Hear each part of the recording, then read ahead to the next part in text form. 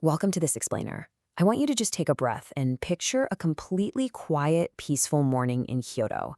Before the hustle and bustle starts, there's a 61-year-old woman doing 5 really small, almost effortless things. She drinks warm water, she steps outside, yeah, even if it's pouring rain. She holds off on that first cup of coffee, she takes a gentle, slow walk to a nearby shrine. And her phone?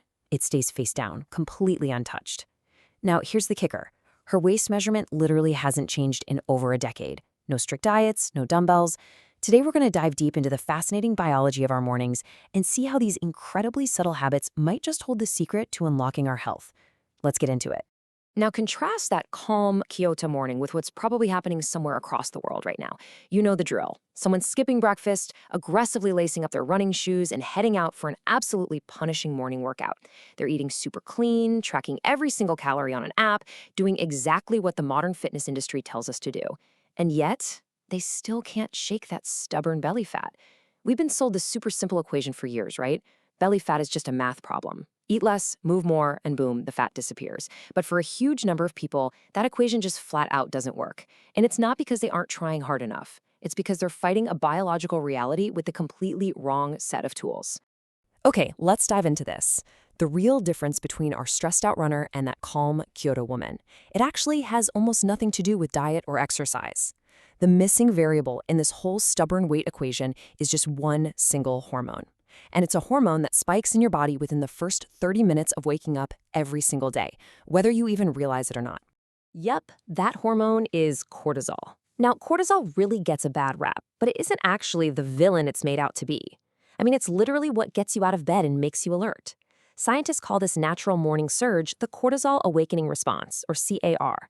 Your levels shoot up by roughly 50%, which is completely 100% normal. But, and this is a big but, here is exactly where the problem starts.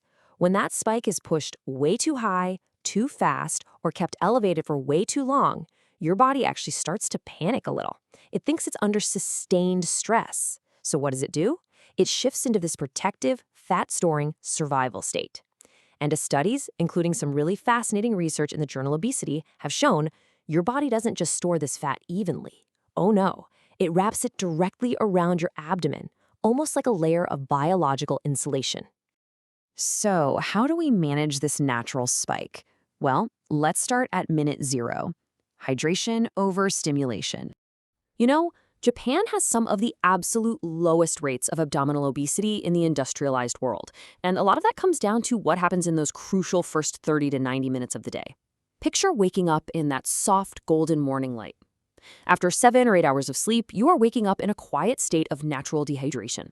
Your cells are essentially running on empty reserves. So hitting an already dehydrated, cortisol-rising body with a massive jolt of caffeine, it's literally like pouring fuel on a fire that's already burning. As neuroscientist Dr. Andrew Huberman points out, your body desperately needs hydration right now, not stimulation. The Japanese alternative is just wonderfully simple: a glass of warm water. That gentle warmth signals your digestive system to slowly come back online. Add a pinch of sea salt to replace the minerals you lost overnight, especially magnesium, which is a superstar for regulating cortisol, and maybe a squeeze of lemon for vitamin C, which studies show can actually help blunt those stress spikes. Just like that, in 2 minutes, you've sent your nervous system a really crucial message. Hey, we're safe. No need to brace for impact just yet. Let's move to minute 30, the light signal, and see how this all builds, because that initial message of safety is about to get tested.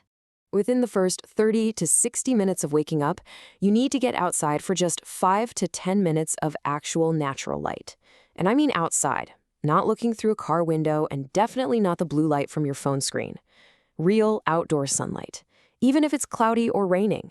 I know, it sounds almost too simple to actually matter, but the research behind this is some of the most robust data in all of circadian science. This natural light hitting your eyes is the primary signal your brain uses to set its internal 24-hour clock. And this brilliantly illustrates Dr. Sachin Panda's decades of research, which shows a really direct link between disrupted circadian rhythms and increased deep abdominal fat. It sets off this amazing biological chain reaction. See, morning light triggers the production of serotonin. You use that serotonin throughout the day to feel good and alert. But at night, that exact same serotonin actually becomes the raw material your body uses to make melatonin. Melatonin is what gives you that deep, restorative sleep. And here is the magic part. Deeper sleep means a beautifully calmer cortisol curve the very next morning. It's like a giant puzzle perfectly falling into place. Just one small morning action quietly sets up all your hormones for the next 24 hours. Okay, moving on to minute 90, the deliberate pause, or as it's known in Japanese, ma. The Japanese have this beautifully elegant concept called ma, which essentially translates to the intentional gap or a deliberate pause, and we can absolutely apply this directly to our modern coffee habits. Here's what's going on behind the scenes. The moment you wake up, your brain is totally saturated with a neurochemical molecule called adenosine. That's the stuff responsible for making you feel so groggy and sleepy in the morning. Normally, your body naturally clears this adenosine out within about 90 minutes of waking. Now, coffee works by blocking the receptors that this adenosine wants to bind to. But here's the catch, and it's a big one. If you drink coffee before your body has had the chance to naturally clear the adenosine, you're blocking receptors that are still completely full. The adenosine doesn't just magically disappear, it just waits in the background. So what happens when that early morning caffeine finally wears off right around 2 or 3 p.m.? All of that backlogged adenosine hits your brain all at once. Boom. Massive afternoon crash. And guess what? Your body reads this sudden crash as a major stress event. Cortisol goes up, those terrible sugar cravings follow, and the whole vicious cycle repeats itself. The solution is actually pretty simple. Delay your caffeine for 90 to 120 minutes. Give your body the time it needs to wake up on its own terms. If you do this, when you finally have that lovely cup of coffee, the energy you get will be remarkably clean. No jitters, and definitely no jagged, cortisol-spiking edges. Next up is habit 4, the medicine of movement. And trust me, timing really matters here. For years, the fitness industry has drilled into our heads that harder is always better, right? That an intense, sweaty morning workout is the ultimate fat burner. But think about what we just learned.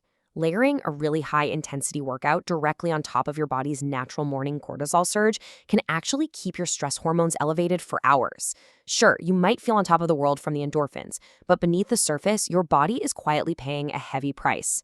Now, the alternative isn't just laying on the couch doing nothing. It's this beautiful traditional Japanese practice called sampo. It's just an easy, unhurried 20 to 30-minute walk. You don't even see it as exercise. You look at it as literal medicine for a stressed-out body.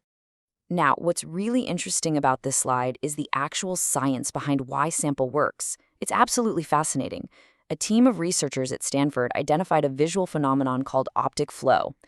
Basically, optic flow is the calming visual experience of your surroundings smoothly sliding past you on either side as you walk forward. It turns out, this specific type of visual motion has a really powerful, measurable calming effect on your amygdala. That's the brain's primary threat detection center. Think of an overactive amygdala like a blaring smoke alarm in your head that's keeping your cortisol levels high. Experiencing optic flow literally turns the volume on that alarm way down. And that brings us to step 5, protecting your nervous system, also known as seijaku. This final habit is deeply rooted in stillness and tranquility. And honestly, it's more about what you actively avoid doing. For the first 30 minutes after you wake up, do not touch your smartphone. Seriously, no news headlines, no text messages, 0 notifications. Dr. Anna Lemke, an incredible psychiatrist out of Stanford, explains that the second you start scrolling, you are instantly flooding your brain with these tiny rapid-fire spikes of dopamine, which are directly paired with spikes of cortisol. In mere seconds, your entire nervous system is violently jolted from a peaceful rest mode straight into a highly reactive mode. Doing this early in the morning, day after day, permanently raises your baseline stress levels for the rest of the day. Basically, you'll start needing more stress just to feel normal. It's crazy. Think about it this way. You wouldn't sit down at your computer and immediately start opening 50 different browser tabs before the operating system has even finished booting up, right? So why on earth would we do that to our own brains? We have to let our nervous system boot up gently. So the crucial point is that this entire cortisol calming protocol relies on sequence. The specific order is honestly just as important as the actions themselves. First, you drink the warm water.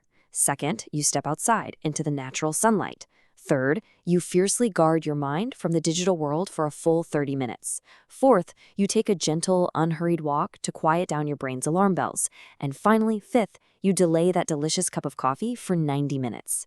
The best part, none of this costs a single dollar. It just requires a little bit of rethinking about how you structure your morning. Because ultimately, folks, that stubborn belly fat was never really about a lack of willpower. It was always about hormones. And the beautiful thing is, hormones respond incredibly well to habit. So I want to leave you with this final thought to really ponder. What does your first hour actually look like? I challenge you, don't wait for Monday, don't wait for next week, start tonight. Just simply leave a glass of water out on your nightstand where you can see it before you accidentally reach for your phone tomorrow morning. You might just be one quiet, peaceful morning away from completely changing your biology. Thanks so much for joining me in this explainer, and I'll see you next time.